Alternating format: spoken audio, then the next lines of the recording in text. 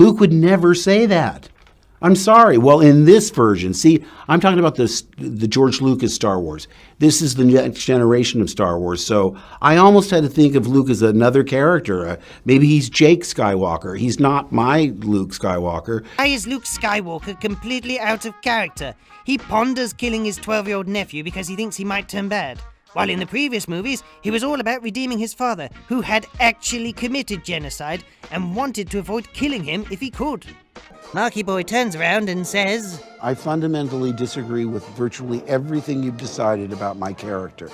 One of the fundamentals of storytelling is the hero's journey, where your protagonist is utter crap but called to action, and after some trials and tribulations, they become the hero the world needs.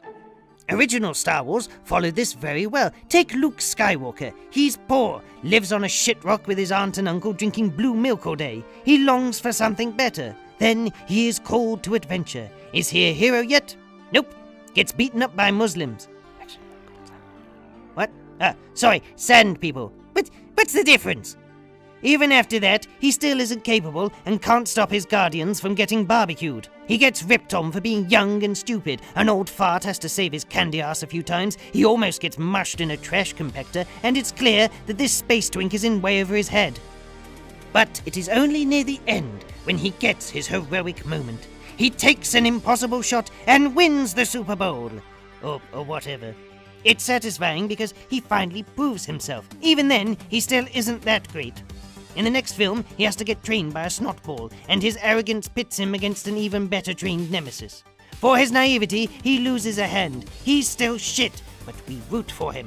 We've followed his tough journey this far, and by the third film, we see him become the savior of the galaxy after some horrendous shit happens to him. Very satisfying. Now let's look at Rey.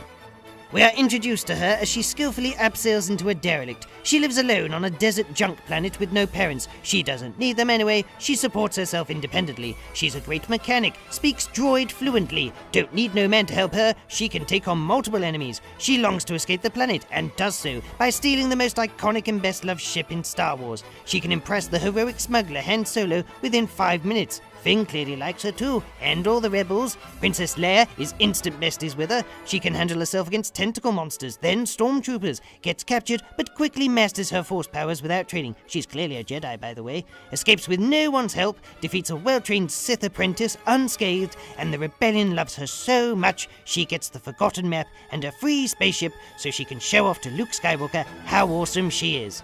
And Episode 8 is all about how great she is too. Her characterization is that she is capable and badass from the start. No character progression, no flaws, simply amazing, simply boring.